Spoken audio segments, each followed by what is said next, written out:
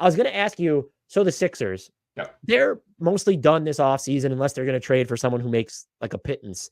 They Yep. make the KJ Martin contract. People have called it, he's a human trade exception. I would agree. The Mm-hmm. numbers, I know they had very little wiggle room under the apron, but he's 2 years, $60 million. So he's non-guaranteeing year two. So he's this $8 million salary basically leading into next year.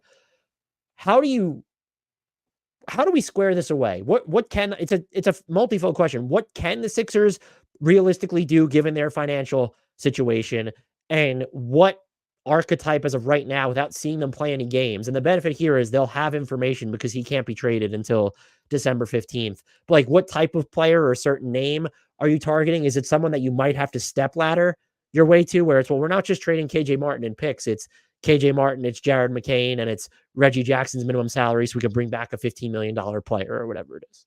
Right. Yeah. So they're over the first apron, which means they can't take back more than they Wildly send out. impressive, by the way, to I having know. used the room exception, signing Paul George with cap space, but now you are over the first apron. Just Well, I incredibly impressive. love I love that the new CBA did not hard cap teams that use the room exception because they just did not account for this scenario. It seems like this seems like a total loophole where, teams that use like the taxpayer MLE get hard capped at the second apron. The Sixers aren't I, hard I capped didn't. right now. I honestly didn't even realize it until Yeah. like the Sixers were going. I was like, oh, like that was. I just I was assumed. I was triple checking with people like leading up to free agency because I mean there's a thing in the CBA called the transaction restrictions table, and it's not, it's very specifically lays out every single thing you can do that will hard cap you at either one of the aprons in the room. The room MLE does not show up anywhere, so it's like it isn't.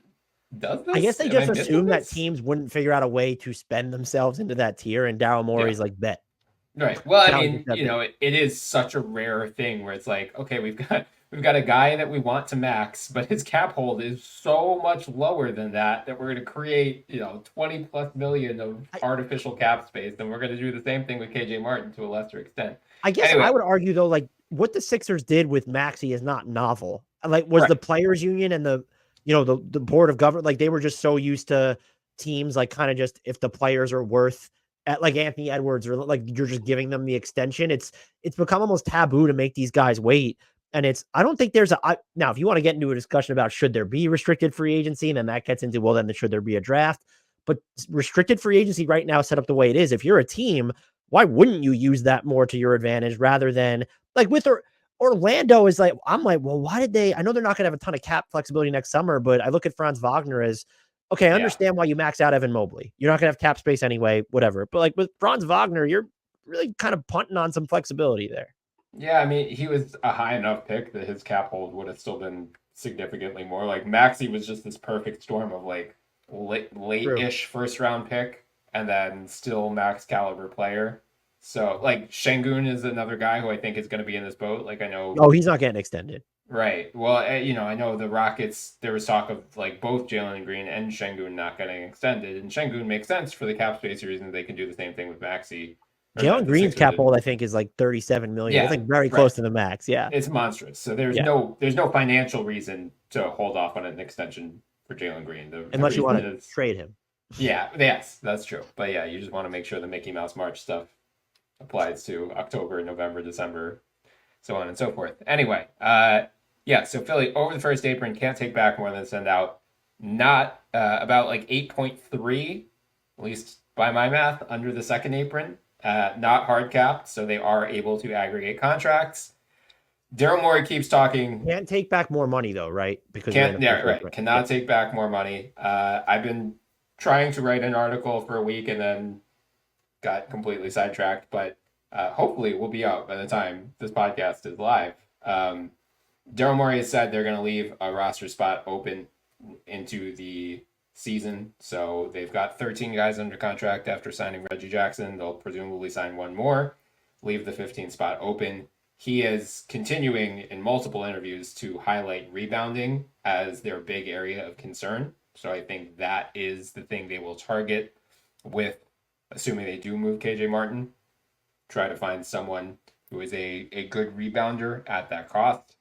Problem being, it's, I've gone through the list of like just straight one for one swap possibilities. none of these guys really address that, with one possible exception. Like Jay Sean Tate, your boy, Simone Fontecchio, Gary Harris, Nasir Little, Kenrick Williams might be my favorite of the bunch. Oh, Uh, that's interesting. Let's just give OKC more picks. Sure, why not? right, right, exactly. That's what they need. What Uh, about? I asked you about this earlier today. What about Tari Eason? I Like, would love it. if I know that I don't know what if you're the Rockets, you don't go into it looking to trade Tari Eason, Mhm. but you have Amen Thompson, you have Dylan Brooks, you have Jay Sean Tate, who last year of his deal, but you did this thing where you acquired those Phoenix picks. And so I would ask Mhm. you, if this is the package, let's say it's KJ Martin for the 2026 pick, which is gonna, let's just say it ends up being OKC's. It could technically be Houston's own, I suppose, but um it's the Philly has less favorable of OKC, Houston, and the Clippers in Yep. 2026, Yep. plus the Clippers 2028 first round pick.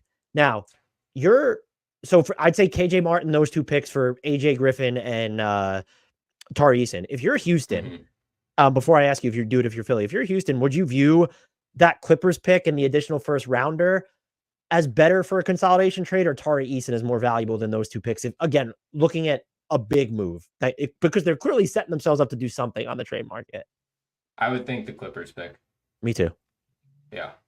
I and it would make me like, if the Sixers were trading their own 2029 first, I would be more willing or eager to do that. Like, I'm just so reluctant to move that 2028 Clippers first because it is fully unprotected. And I mean, Well, I think honestly, I might prefer the Sixers pick in 29 because that's I mean, if fair. you're a front office employee and you don't have job security, that's a different discussion. But Yeah. Joel Embiid is 30, Yep. Paul George is 34, Yep. and I guess they have Tyrese Maxey, so then the Clippers don't have that young blue chip building block. That is just he does not exist on that team. So How dare I you? They get what have you're saying with that. Terrence Look, Mann but is untouchable. How dare you, sir? I would say if I was Houston and like Brooks is having another good year and I have Amen Thompson, he looks like and we want to keep Jabbar. Look, you have to deal with Alperen Şengün and Jalen Green next summer. Jabari Smith Mm-hmm. is the following summer. Even if the plan is to keep two of those guys, if I'm getting offered two first round picks for Tari Eason, I'm probably, and one of them is that Clippers pick or the Philly pick, I am probably doing it. Oh yeah, I think you jump at it if you're Houston. Would you You do got it if you're Philly? If you get to pick what the second first rounder is, are you considering it? Because they're in an interesting spot. It'd probably be better for them to get someone who's already under contract for longer, but yeah. Tardis is not a max player because I proposed like, hey, what if Larry Markkinen doesn't get extended, is still on the Jazz midseason, and you could just give them all the picks and step ladder your way to his salary? And you're like, no, they can't afford that long term. And you're right.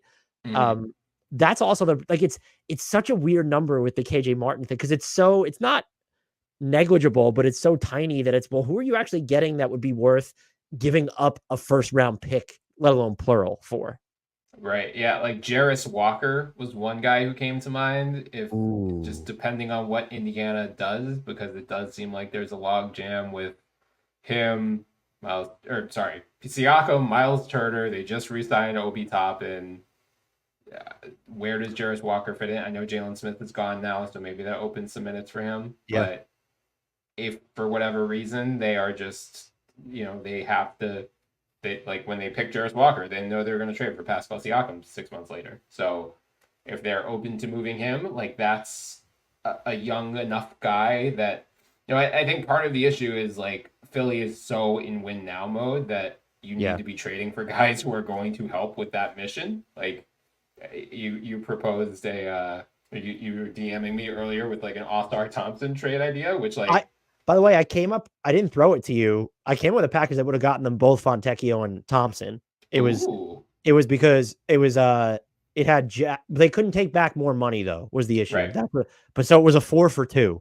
But you were Ah, giving up McCain, first round equity, Reggie Jackson, uh KJ Martin, and the deal ended up being, I think it was it was what I sent you, but the deal was expanded to justify the pick equity to get Fontecchio and Asar Thompson in there, who they make like 16 million combined, basically. yeah, and that's the tricky thing with Philly. It's like they're so top heavy, and then their fourth highest paid player right now is Caleb Martin.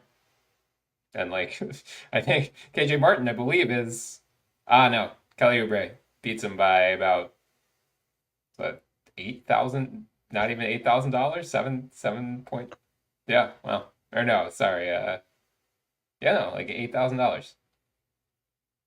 Good for him. That's amazing. Yeah, so It is a they situation though where they were like, this is the year that they're not gonna like kick the tires until next season when it's gonna be a little bit financially more untenable for them to aggregate, I would assume. right. May if you swap out AJ Griffin for Cam Whitmore, and maybe this is the deal breaker for Houston, but if it's Tari Eason and Cam Whitmore for KJ Martin and the 2 picks, I'd probably do it. I think Houston says no. If you I were do to too. include, I don't know what else you would need to like. You might need to include. Is there a throwaway, like third first round pick you need to include in that? Because A pick swap, maybe. yeah, I think Houston says no at that point. I'm not gonna lie. Yeah, that's Would you fair. give up 26 and KJ Martin just to everything for Io? Yeah, probably because that 26 pick is gonna be OKC's. It's gonna suck. Like I I would don't care. assume, but I'm just I don't know if the Bulls Yeah, would do it. I'm curious if you would. yeah. I don't value very much because I think it's gonna be a It late does not 20s help their pick. rebounding though. I think Tari Eason would legitimately Yeah, help the rebounding. That's why right. I came up with him. Yeah, and Cam Whitmore, they could finally start combating this Villanova nonsense up in New York. Jealous much? I You guys mean, couldn't keep Mikal Bridges. That's not my that's problem. right. That's right. Couldn't even keep him for one day. Come on. But yeah, so you think it's going to end up being someone who probably addresses the rebounding. And I guess if there's like, could you envision a scenario where they step laddered, or you could mostly see like, okay, maybe it's KJ Martin and Jared McCain for a whatever it is, a $12 million player rather than just strictly looking at guys who make 8. Yeah, I could see them packaging Martin with. I could with McCain, especially after you don't want to read too much into summer league, but did not necessarily impress during summer league. The shooting was a little scary. So if for whatever reason they don't think that's gonna pan out, uh, I think they are approaching it with. I think Maury said this. He went on the Rights to Ricky Sanchez podcast the other day and said like we were drafting with the intention of like getting someone who is going to help us, but also getting someone who will maintain value as an asset in case we do need to move him down the line. I So, mean, with Kyle Lowry and Reggie Jackson and Tyrese Maxey on the roster, like how much is Jared McCain oh yeah, he's theoretically help? he's not going to play at all this year. I Yeah. mean, or he might, but Disaster has struck at that point. right, right, yeah. If he's playing a lot, something went really wrong. So, yeah, I mean, They're just they're fascinating because they have so many first round picks that they can trade. yeah, And like it's just I understand what you're saying about they need to factor in the future payroll, but like they might have another like I would call you don't want to say a blockbuster, but they have like they might have another semi big move in them, which is just bizarre yeah, to say after everything they just did. yeah. I mean, like, I don't think Minnesota would move off of Nas Reed, but if they could get Nas Reed immediately, whatever it takes. Kelly Whatever it Olynyk, takes. Kelly Olynyk's another guy in like the 12, $13 million range. Again, it would take like that's the problem. It's got to basically be a two or really a 3-for-1, unless you're giving up one of Oubre, Martin, or Drummond, which I don't think they'd want to do because like Martin and McCain get you to basically 12 million flat, but Olynyk's a little bit more than that. Nas Reed's more than that. And Yeka Kongwu would be another one. I don't think Atlanta has any interest in giving him up for the package like this. Oh, you Brandon mentioned him. Clark. If he doesn't extend, you know who would be interesting? Jalen Johnson. How many first round picks does it take to get him? Oh, yes. Yeah, I would fire the clip for Jalen Johnson. I want Larry Nance, maybe. That'd be interesting. I don't know if I'm giving up a first round pick for Larry Nance, though. Yeah, I wouldn't be psyched about that. Do you know who I thought about too? But I'm just based off what they gave up. I'm assuming they didn't view it, but like you could step ladder your way.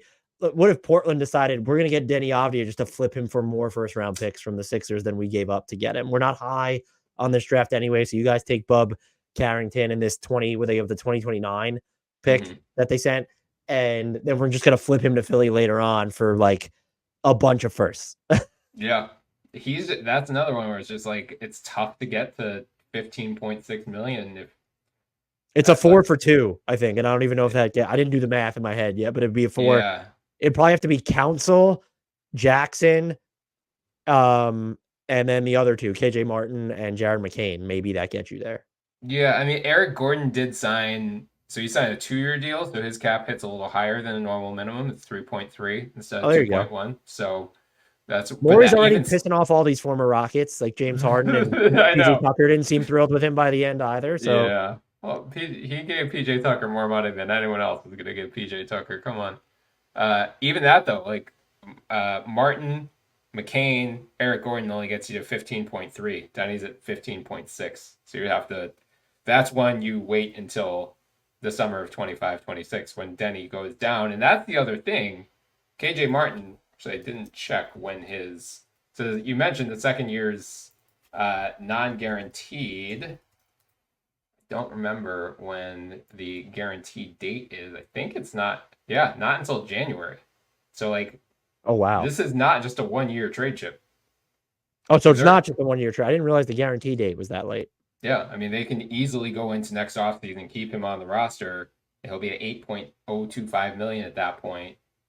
See what else. I mean, again, there's no guarantee that the Thunder decide to move Lou Dort. That'd be interesting. Yeah. Yeah, I mean, just because they have Caruso, they have J-Dub, obviously. They have Isaiah Joe and Aaron Wiggins. Maybe they're super high on Dylan Jones. Casey Wallace is there. I'm not advocating for them to move Lou Dort. I just think they can get themselves into spicier conversations than any team that just did what they did have a business doing, is where I'm at with the Sixers. Yeah, because I think they have 4 firsts that they can move still. 4 plus a team values Jared McCain as even a late first at this point. It has the drive off the lot effect, I'm sure, but yeah, like that's a $4 million number too, though, to attach to KJ Martin. So it does open your well of options, I would think, a little bit more. Yeah, and I mean, most of these guys are under contract beyond next season, or could be under contract beyond next season. So like they're not going to be. They're not ever going to have cap space again, basically, with as long as Embiid, George, and Maxey are in town. But like, are they able to sneak under the second or the first apron somehow next off season? And maybe that enables them to take back more than they send out. Probably depends on what happens with Kelly Oubre Jr. because he's got a second-year player option. I'm assuming he's just going to opt out and re-sign for more, do the Bobby Portis thing. Well, the way the market unfolded this year, maybe not. Yeah, that's true. That's true. That's a good point. Yeah, maybe he just takes the money and then he's got full bird rights. Then he can go really crazy. Go ahead. Yeah. Well, I'm assuming they sold him on because I forget where Morey said this, but he said Oubre had bigger offers elsewhere, but they always have bigger offers elsewhere. Look at all the signing trades that Tyus Jones turned down. That's a fair point, except for Caleb Martin. He had a bigger offer elsewhere, and he turned it down to sign for less.